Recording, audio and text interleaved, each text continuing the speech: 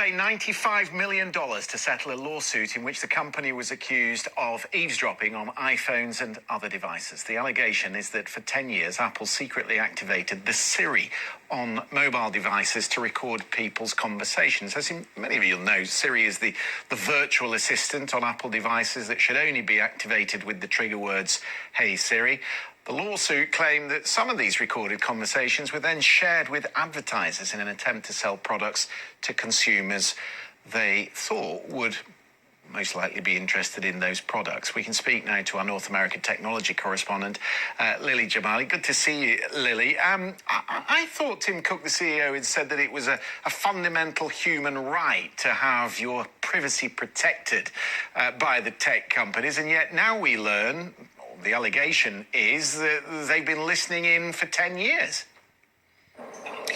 It's a great point that you make about the way that this company has branded itself, has marketed itself to consumers over these many years. When you think about the ecosystem in Silicon Valley, you have all these other companies that have made a business model, made billions upon billions of dollars by harvesting all of our data and monetizing it. You may have heard the phrase, "We are the product, not the customer." And I think Apple has consistently differentiated itself on the basis of privacy. So I think that is really one of the most interesting aspects of this settlement. Settling a lawsuit that was first filed back in 2019.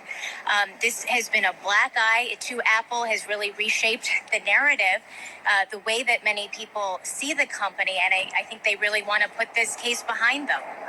Is it just people in America who they were eavesdropping on, or allegedly eavesdropping on, or is it worldwide? And how would we know if we've been affected?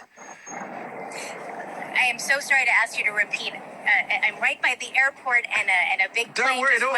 Don't worry. Say that one more time. Yeah, for of course. I was just wondering if it's just people in America, or is it people worldwide that might have been affected, and how would we know? Yeah, I mean, the way that we know is actually quite interesting. There's an anecdote that I can share from the lead plaintiff in this case, who said that her daughter, who was a minor, had been having discussions, having conversations about some of her favorite brands. So Air Jordans came up, Olive Garden, which is a large restaurant chain here in the United States, and that in short order, her daughter started being served up ads for those very same brands in Safari, which is the browser that Apple owns and operates.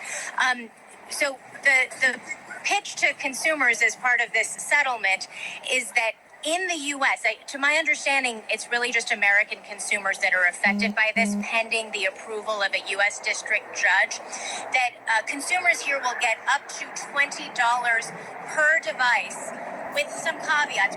They own one of the